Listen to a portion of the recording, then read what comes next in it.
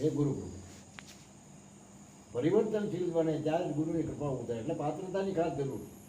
પાત્ર બન્યા વગર કોઈ દી ગુરુ કૃપા થતી નથી. એટલે પાત્ર બનવું.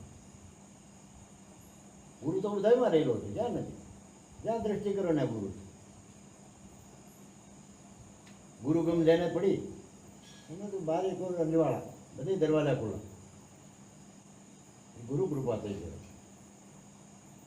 નકરું ગુરુ ગુરુ કર્યા કરવાથી કાંઈ નથી. વાતો કરવાથી કાંઈ નથી. આચરણમાં મૂકવાની જરૂર છે. આચરણમાં મૂક્યા સિવાય હજી અનુભવ થતો નથી. અને અનુભવ થયા વગર બીજા કોઈને કહેવાતું નથી. પછી બીજી કેવી વાતો છે, બધાના દાખલા લઈ, ફલાણે આમ કીધું, ફલાણે આમ કીધું. બીજાના દાખલા લઈને પોતે અનુભવ કરો, જાતિ અનુભવ કરો. તમને ગુરુએ કૃપા કરી છે, તમને પાત્ર બનો. દીક્ષા દીધી છે આપણે ગુરુ લોકોએ કે બેટા જા, આ સંસારમાં તો બધું પ્રગટ્યા છે.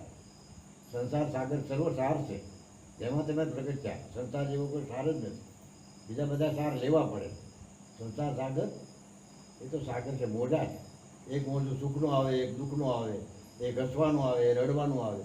આ મોઢા આવ્યા કરે એને સંસાર સાગર છે. એ બતાવે ગુરુ લોકો.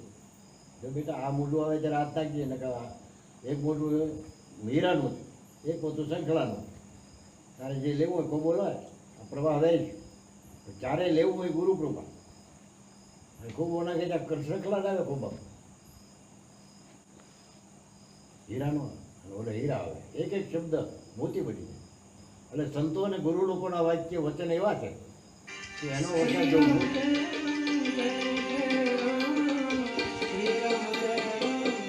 હરિઓમ. શુભાશીર્વાદ સીતારામ. તો આપણું હૃદય જો ચીપડા જેવું હોય ને તો એ ગુરુ લોકોના શબ્દો છે ને આપણા માટે મોતી થઈ જાય. આટા હીરા મોતી થઈ જાય. અને એ શબ્દ જો સાપ જેવું થાય તો આપણે ઝેર વૃત્તિ ઉત્પન્ન થાય. ઝેર જ થાય ને. મારા ઉપરથી કીધું છે, મને આમ કીધું, મને આમ શા માટે કીધું, મને હું બોલા કીધું, મને કહેવાય. હું નથી જાણતો, હું બધું જાણું છું, મને બધી ખબર પડે. આવો અજ્ઞાનતાથી વિટળાયેલો જીવ એ ગુરુચરણમાં નમતો નથી. મનમાં ભલે આમ શરીરથી નમતો હોય પણ મન એનું છે ને એ નમસ્કાર કબૂલ કરતું છે. કારણ કે અહમ છે. હું જાણું છું, મને બધી ખબર પડે, હું કરું બરોબર છે. આ જે અહમ છે ને, અહમ ટાળવો બહુ મુશ્કેલ છે. તેના પછી જ પાત્રતા આવે અને પછી જ ગુરુ કૃપા ઉતરે. હું તો પાત્રતા આવે ને ગુરુ કૃપા થાય જ નથી.